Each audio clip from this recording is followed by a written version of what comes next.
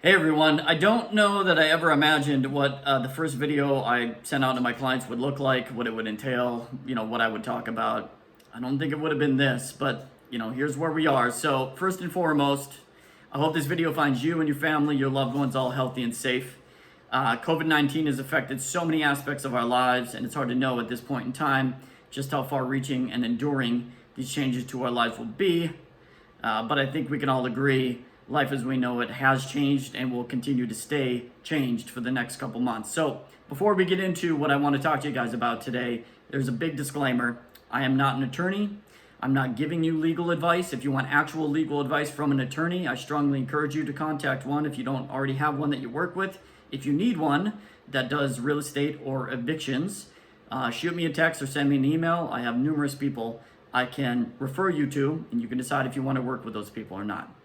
That said, I want to give you guys a couple things that may affect you as a landlord in the state of Arizona in the upcoming months here. The first is there was a bill that was passed last week that enacts a 120-day postponement on evictions for any tenant that is affected by COVID-19.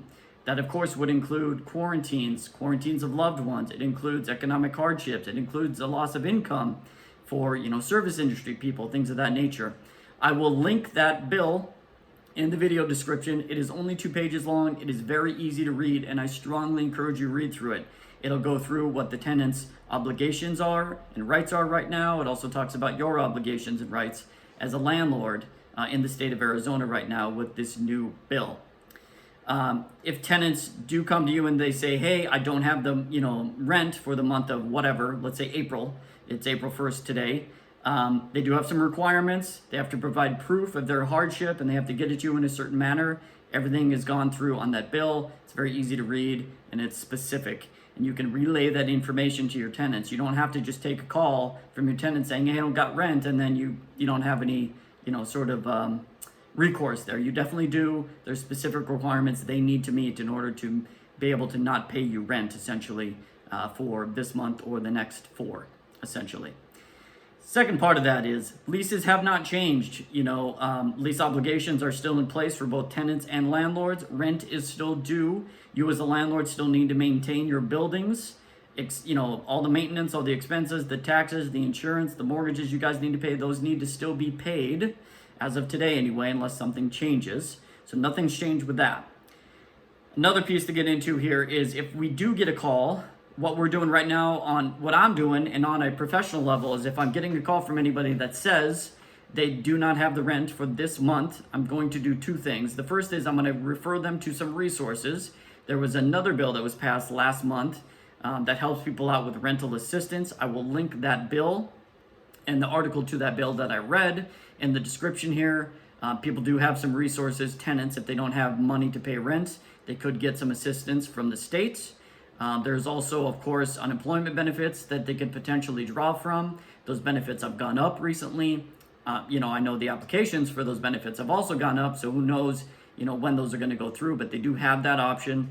They also may be getting a check for the stimulus package. I don't know when those checks are going to go out, or if your specific tenants in their specific scenarios are going to meet those requirements, but that could be something, that they could draw from in order to pay you rent. I want you to remind tenants, I'm not saying I want you, but it'd be a good idea probably to remind your tenants that this stuff might be coming down the pipe. Here are the resources you can use in the event that you do not have rent.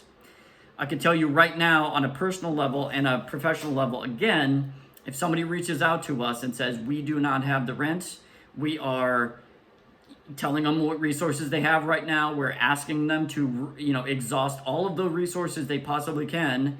If definitively they're not going to be able to pay rents, we're going to work out a payment arrangement with them in writing. Of course, we'll keep track of what they still owe, and we're going to reassess that on a monthly basis moving forward. I have zero desire as a owner of property, and certainly as the broker of a property management company, to evict anybody out of a building in a normal market. I certainly don't want to do it in a very uncertain market. So we're trying to do what we can to be flexible and work with people. I would encourage you to do the same with your tenants if you're put in that position with them. I will continue to stay up to date on the state and federal laws that could change, that would affect you as a landlord in Arizona. And again, I hope everyone who watches this video stays safe and healthy during these uncertain times. If you want to discuss your specific situation with me, give me a call. Thanks so much, guys. Take care.